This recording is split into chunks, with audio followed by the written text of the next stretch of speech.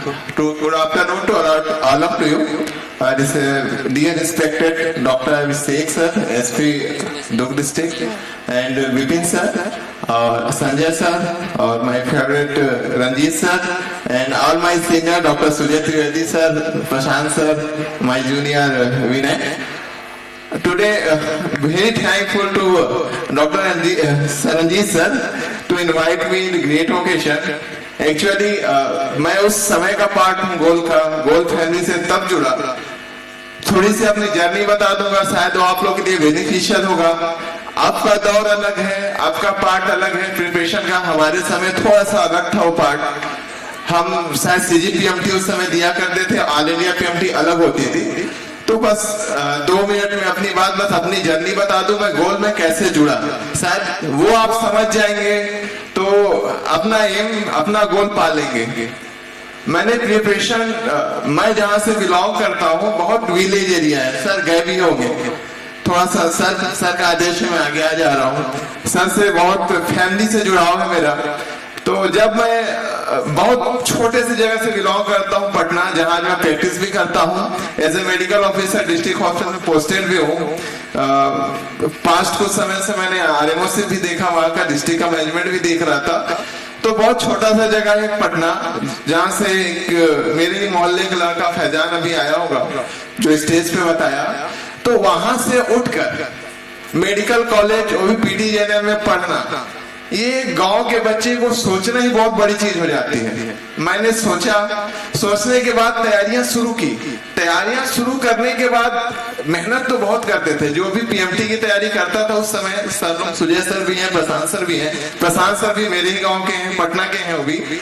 तो स्टार्ट तो बहुत करते हैं. यानी आप जब तैयारी करने आते हैं तो 101% चांस लेके आते हैं कि हमको डॉक्टर बन के निकलना है. लेकिन जब आप सिलेक्शन लिस्ट देखते होंगे तो शायद उसमें से 1% या 0.1% ही सिलेक्ट हो पाते हैं.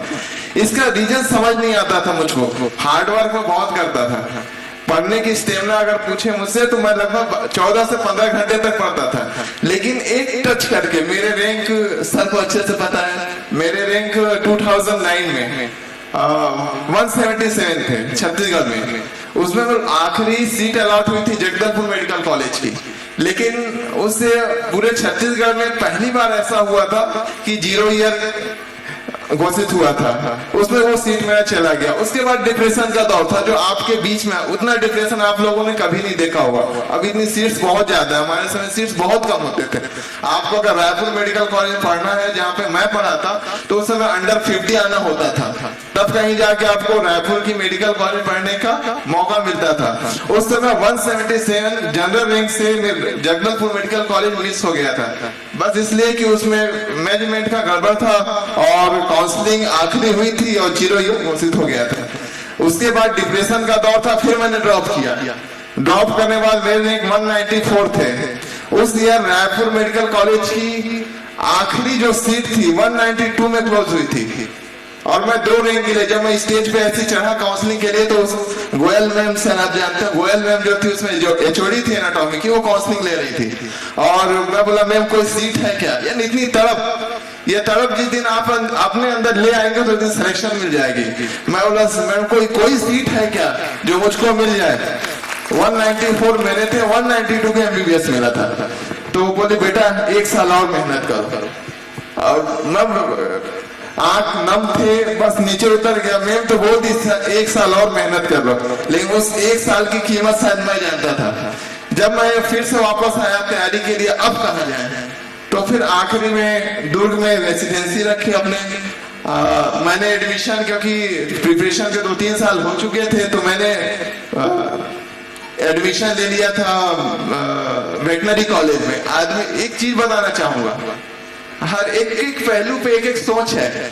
एक नंबर शायद मेरे 0.5 या 1 मार्क्स और होते तो मैं शायद इंसान का डॉक्टर बन जाता. मैं सोचा था मैं जानवर का डॉक्टर बन गया था. और 4 क्लासेस मैंने वहां किए थे. आज भी मेरा एडमिशन वहां पे होगा. अगर आप लिस्ट निकालेंगे 2010 का, 194 रैंक में मैंने एडमिशन लिया था, 4 क्लास भी मैं गया था। 4 क्लास जाने के बाद रैंकिंग होती है, सबको पता है, हमारे जो एक फर्स्ट ईयर सेकेंड ईयर होंगे, तो मुझको अच्छा नहीं लगा। रोड में लाइन लगी थी और मैं बोला कि मैं 0.5 या 1 मार्क्स के लिए आदमी के डॉक्टर से जानवर का डॉक्टर बन रहा हूँ, मुझको टीसी चाहिए। डीन सर के सामने मैं खड़ा हो गया कि नहीं सर, मुझको अच्छा तुम सीट खराब करो। बोला सर मैं नहीं जानता, मुझको टीसी चाहिए, बनूंगा तो इंसान का डॉक्टर बनूंगा, कि मैं डॉक्टर बनना ही नहीं है। उसके बाद फिर मैंने दूर से अंजोरा, एक ही वेटनरी कॉलेज था, वहीं से आना जाना होता था, तो हमने, मैं, मेरा दोस्त देवेंद्र भारती और मनीष कुमार बरवा, सर अच्छे जानते, हम तीनों ने तैयारियां स्टार्ट की। दुर्ग में एक रूम में रहकर हम तीनों पढ़ा करते थे, तीनों अलग अलग कैटेगरी से बिलोंग करते थे। मनीष एसटी था, देवेंद्र एससी कैटेगरी, मैं जनरल कैटेगरी से बिलोंग करता था। हम तीनों ने मिलकर तैयारी किया। बोले यार चले कहाँ, तो चले कहाँ, तो एक ही चीज नजर आया, गोल। उस समय रणजीत सर को शायद नहीं जानते थे। जब हम गोल में आए तो मैं, सर को अच्छे से याद है, सर सामने बैठे थे, मैं जस्ट सामने था और सर मेरा झुका हुआ था। सर मैं सब कुछ कर चुका हूँ, बस 1 नंबर 2 नंबर, 1 नंबर 2 नंबर, इस 1 नंबर 2 नंबर को कैसे क्रॉस करके मुझे रायपुर मेडिकल कॉलेज चाहिए, क्योंकि मैं वहीं से काउंसलिंग से आया था। मेरे दिमाग में यही बैठा हुआ था कि पढ़ना है तो रायपुर में ही पढ़ना है। तो बोले आप बस कुछ मत कीजिए, बस यहाँ की टेस्ट सीरीज ज्वाइन कर लीजिए और जैसा हम बोलते हैं वैसे फॉलो कीजिए। उस दिन का दिन है, जो सर बोले थे, सर को अच्छे से याद है नहीं पता, मैं हमेशा ऑल इंडिया टेस्ट सीरीज पे हमेशा रैंक में रहता था, लेकिन फिजिक्स के एक भी क्वेश्चन अटेम्प्ट नहीं करता था। 0 अटेम्प्ट होता था फिजिक्स के, उसके बाद भी रैंक में होता था मैं। तो सर मुझको एक दिन बुलाया, बोले जिस दिन आप फिजिक्स बनाना शुरू कर देंगे टेस्ट सीरीज में, उस दिन आप सेलेक्ट हो जाएंगे। वो 1 नंबर और 2 नंबर जो आपका मार्जिन है वो कभी नहीं छूटेगा। उस दिन से आज तक पूरे स्पॉट टेस्ट जितने हुए उसमें शायद 10 स्पॉट टेस्ट थे, 6 में मैं टॉप पे था, 6 में टॉप में था। उसके बाद 2011 का अगर पीएमटी आपको याद होगा, किसी को 3 बार हुए थे 2011 की पीएमटी, 3 टाइम्स हुए थे। मुन्ना भाई बहुत बैठे थे तो कैंसिल हुआ था। तीसरी बार में मैंने छत्तीसगढ़ पीएमटी में 8th रैंक, टॉप 10 सिक्योर किया था। और मेरे ही गांव की मेरी कलीग निधि सिंह 2nd रैंक, शायद गोल का वो अभी तक का बेस्ट रैंक होगा। तो कहने का मतलब ये कि जब आपने ठान लिया कि हाँ मुझको करना है, और कड़ी मेहनत, मैं तो करता था कड़ी मेहनत, लेकिन सिलेक्शन नहीं मिल रहा था। सिलेक्शन कब मिला, जब रंजीत सर का साथ हुआ। सही डायरेक्शन में मेहनत, अगर आपका डायरेक्शन सही है उस मेहनत के साथ, और आप अपने साथ ईमानदारी रखते हैं कि हाँ मैं पढ़ने के लिए आया हूँ और पढ़ूंगा, उस समय आपको कोई नहीं रोक सकता। पढ़ना कैसे है, पढ़ना क्या है, ये आपको टीचर्स बता सकते हैं, यूट्यूब भी बता सकता है, लेकिन उसको सही दिशा में कैसे इम्प्लीमेंट करना है वो शायद गोल के इंस्टीट्यूट के डायरेक्टर रंजीत सर ही बता सकते हैं। तो इतना कह के मैं अपनी बाड़ी को विराम, थोड़ा लंबा हो गया होगा, सर ने 5 मिनट बोला था भाई, थोड़ी सी चीजें अगर सर की इजाजत हो तो 2 मिनट और थोड़ी सी चीजें फ्यूचर की, क्योंकि आप देखिए अभी जिस पार्ट पे हैं, ये तो प्रिपरेशन की पार्ट, आप सबको पता है कि जो एमबीबीएस के सीट्स हैं आज के डेट में छत्तीसगढ़ फिर अनाउंस हुआ है कवर्धा में मेडिकल कॉलेज होंगे, ठीक है। डॉक्टर बनना नो डाउट अब की डेट में थोड़ा आसान है, थोड़ा बहुत ज्यादा आसान आज भी नहीं है। नीट में 75% मार्क निगेटिव मार्किंग में लाना आसान नहीं है, कितना भी आपके पास कैटेगरी हो, ईडब्ल्यूएस हो, तब भी आपको 75% मार्क्स चाहिए। दिमाग से निकाल दें आसान है, आसान नहीं है। अभी भी 75% निगेटिव मार्किंग आसान नहीं है। तो उसमें लाने के बाद आप अगर डॉक्टर बन जाते हैं, लेकिन बनने के बाद क्या होता है, शायद मैं 5 साल से प्रैक्टिस कर रहा हूँ अपकमिंग में। अब जो डॉक्टर का ट्रेंड है, पहले एक गांव में एक ही डॉक्टर हुआ करता था, ठीक है, उस एक डॉक्टर को पूरा गांव जानता था, पूरा शहर जानता था और उसकी बहुत रिस्पेक्ट हुआ करती थी। लेकिन आज के डेट में एक गांव में 10 डॉक्टर, मैं जिस गांव में रहता हूं पटना सीएससी, सर जानते हैं, ठीक, पटना सीएससी प्रशांत सर अच्छे से वहां प्रैक्टिस किए हुए हैं, तो आज वहां 10 एमबीबीएस डॉक्टर हैं। आप जब पीएमटी क्रॉस करके, नीट क्रॉस करके एमबीबीएस करेंगे, उसके बाद जब आप फील्ड पे आएंगे, तो अब उस बीच में कैसे सर्वाइव करना है, मैं समझाना ये चाहता हूं। ये जो एग्जाम है नीट का, ये केवल पेपर एग्जाम है, आप इसको क्रॉस कर लेंगे नो डाउट, कोई दिक्कत नहीं है, घर में पढ़ना है, रूम में पढ़ना है, पढ़ लिए, एग्जाम में लिख के आ गए, पास हो गए, एमबीबीएस कर लिए, वहां भी एग्जाम देना है, वाइवा देना है, पास हो गए।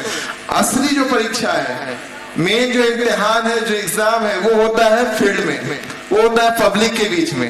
वहां आपको एग्जाम, उस दिन हर दिन एग्जाम होता है, उस बीच में आपको सरवाइव करना है। तो अपने आप को ऐसे बनाए कि ये छोटा सा एग्जाम है, नीट क्रॉस करके आपको उस फील्ड में उतरना है। डॉक्टर नहीं, अच्छा डॉक्टर बनना है, सर्विसमैन बनना है। ऐसा नहीं, मैं एक बच्ची शायद अभी आई थी, वो बोली कि सर आप पूछे थे क्यों डॉक्टर। मैं इस सवाल हमेशा पूछता हूँ सबसे, कभी भी सेमिनार में, कि आप डॉक्टर क्यों बनना चाहते हैं। आप अपने अंदर से पूछिए कि आप डॉक्टर क्यों बनना चाहते हैं। जिस दिन इसका जवाब, क्यों का जवाब आपको मिल जाएगा, उस दिन आप डॉक्टर बन जाएंगे।